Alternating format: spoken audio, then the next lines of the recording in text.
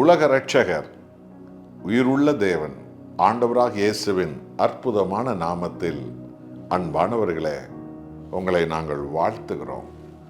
உயிர்த்த கர்த்தர் தன்னுடைய அப்போஸ்தலர்களுக்கு தன்னை இரக்கமுள்ள தகப்பனாய், தாயாய், மனதிற்குமுள்ள தேவனாய் வெளிப்படுத்துகிறவராகவே தன்னை அவர் முதலாவதாக காட்டினார். யோவான் 21ஆம் அதிகாரம் 5வது வசனம். இயேசு அவர்களை நோக்கி, பிள்ளைகளே, சாப்பிடுகிறதுக்கு ஏதாகிலும் உங்களிடத்தில் உண்டா என்றார். அதற்கு அவர்கள், ஒன்றுமில்லை என்றார்கள். என் அன்பானவர்களே, பேதுரு மீன் பிடிக்க சென்றார். அவரோடு மற்ற சீஷர்களும் சென்றிருக்கிறார்கள். இரவெல்லாம் மீன் பிடித்து ஒன்றும் அகப்படவில்லை. ஆனால் என்ன ஆச்சரியம், உயிர்த்த கர்த்தர் கடற்கரையில் நின்று கொண்டிருக்கிறார். அவர் தன் சீஷர்களை பார்த்து கேட்கிறார், பிள்ளைகளே, ஒரு தகப்பனாக கேட்டார், ஒரு தாயாக கேட்டார். ஆம், நம்முடைய தேவன் நம்மை உண்டாக்கியவர். ஆகவேதான் அவரை அப்பா என்று நாம் அழைக்கிறோம், தகப்பனே என்று அழைக்கிறோம், எனக்கு தாயுமானவரே என்று அழைக்கிறோம். பிள்ளைகளே, நீங்கள் சாப்பிட்டீர்களா என்று கேட்கிறார். எத்தனை மனதுருக்கம் என்று கவனித்தீர்களா? எத்தனை இரக்கம் என்று கவனித்தீர்களா? இப்படிப்பட்ட ஒரு தெய்வத்தை இந்தியாவில் உள்ள 140 கோடி மக்கள் இன்னும் அறியவே இல்லை. நம்மை விசாரிக்கிற தெய்வம், நம்மேல் மனதுருகிற தெய்வம், நமது வேதனைகளில் நமக்கு துணையாய் வருகிற தெய்வம், தப்புவிக்கிற தெய்வம், தம் பிள்ளைகளுடைய ஒவ்வொரு காரியத்திலும் ஒரு தகப்பனாய், தாயாய் இருந்து பிள்ளைகளை விசாரிக்கிற தெய்வம். உயிர்த்த ஆண்டவர் அந்த மீன் பிடித்து கொண்டிருக்கிற சீஷர்களை பார்த்து, பிள்ளைகளே, நீங்கள் ஏதாகிலும் சாப்பிட்டீர்களா என்று கேட்கிறார். என் அன்பானவர்களே, நம் தேவன் உங்களை இப்படித்தான் கேட்கிறவர். மகளே, மகனே, நீ சாப்பிட்டியப்பா? அம்மா சாப்பிட்டியம்மா? உனக்கு என்ன வேண்டும்? நான் உனக்கு எல்லாம் தருவேன். நான் உன்னை பராமரிப்பேன். நான் உனக்கு எல்லாவற்றையும் உண்டாக்குவேன். நான் உனக்கு அதுக்கான மனிதர்களை எழுப்புவேன். நான் உனக்கு அதுக்கு வாசலை திறப்பேன். நீ நலமாக இருக்கணும் என் மகளே, என் மகனே, நீங்கள் சுகமாக இருக்கணும். இதுவே உன்னை உண்டாக்கி உன் தேவனுடைய வாஞ்சை என்ற கர்த்தர் நமக்கு வெளிப்படுத்துகிறார். என் அன்பானவர்களே, எத்தனை மனதிற்கும் உள்ள ஒரு தேவன் என்று கவனித்து பார்த்தீர்களா? தன் பிள்ளைகள் சாப்பிட்டார்களா என்று கேட்கிறார். இன்றைக்கு சொந்த தாய் தன் பிள்ளையை கேட்கறதில்ல, சொந்த தகப்பன் பிள்ளையை கேட்கறதில்ல. அனதையாக விட்டுருக்குறாங்களே, அவங்க யாராவது தன் பிள்ளைகளை நினைக்கிறாங்களா? அவங்க நினைப்பதும் கிடையாது.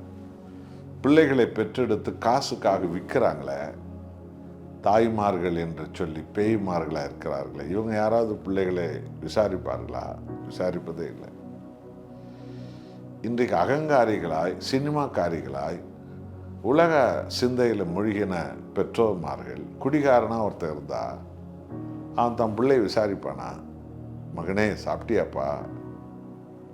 பிள்ளைய, மகளே, நீங்கள் சாப்பிட்டியா மகளே கேட்பானா? கேட்க மாட்டான். அவன் போத மயக்கத்திலே இருப்பான். ஒரு அகங்காரியாக ஒரு தாய் இருந்தா, ஒரு சினிமா மோகத்தில் ஒரு தாய் இருந்தா, அவள் தன் பிள்ளை விசாரிப்பாளா? இல்லை. ஆனால் நம்முடைய தேவன் நம்மை விசாரிக்கிறார். உயிருள்ள ஆண்டவர் இயேசு தன் சீஷர்களை பார்த்து, சாப்பிட்டீர்களா என்று கேட்கிறார். எத்தனை அன்பான வார்த்தை! ஒரு முறை என்னை பார்க்க வந்த ஒரு ஊழியக்காரிடத்தில், நீங்கள் சாப்பிட்டீர்களா என்று கேட்டேன். உடனே அழுது விட்டார். இப்படி என்னை யாருமே கேட்டதே இல்லையே என்றார். நான் சொன்னேன், நம்ம ஆண்டவர் இயேசு கிறிஸ்து தான் அப்போஸ்தலர்களிடத்தில் தன்னை வெளிப்படுத்தும் போது நீங்கள் சாப்பிட்டீங்களான்னு தானே கேட்டார். என்றால் அவர் நம்மேல் மனதிற்கும் உள்ள தகப்பன். அந்த ஆவியைத்தான் ஆண்டவர் எங்களுக்கு கொடுத்திருக்கிறார் என்று. அன்பானவர்களே, ஒன்றுக்கும் கவலைப்பட வேண்டாம். பெற்ற தாய் தன் பிள்ளையை மறந்தாலும் நான் உன்னை மறப்பதில்லை என்றார் கர்த்தராகிய இயேசு. நம்ம விசாரிக்கிறது, அவர் சமூகத்தை தேடுங்கள், அவருடைய பாதத்தை வணங்குங்கள், அவருடைய வார்த்தையின்படி நடக்க கற்றுக்கொள்ளுங்கள். பாவம் இல்லாத ஒரு உத்தம வாழ்க்கை விரும்புங்கள். கர்த்தருடைய சத்தம் உங்களை நோக்கி வரும். தேவ வார்த்தை உங்களுக்கு உயிருள்ள வார்த்தையாக வெளிப்படும். நம்முடைய தேவன் நம்மை விசாரிக்கிறவர். நாம் ஜெபம் செய்வோம். அன்புள்ள நேச பிதாவே, எங்கள் ஆண்டவர் இயேசு வழியாக வெளிப்பட்ட எங்களை உண்டாக்கிய தகப்பனே, தாயுமான கடவுளே, உயிருள்ள கர்த்தரா இயேசுவே, உம்முடைய சீஷர்களை பார்த்து பிள்ளைகளே சாப்பிட்டீர்களா என்று கேட்டீரே. இது எத்தனை அற்புதமான மனதிற்கும் அப்பா. இந்த அன்பான குரல் எங்களை உயிர்த்தெழ வைக்கிறது. எங்களை இன்றைக்கு விசாரிக்க ஒருவரும் இல்லாத காலகட்டத்தில் நீர் எங்களை விசாரிக்கிற தகப்பனாய் இருக்கிறீரே. உமது அன்பு நித்தியமானது. உமது அன்புக்கு ஈடே இணையே இல்லை.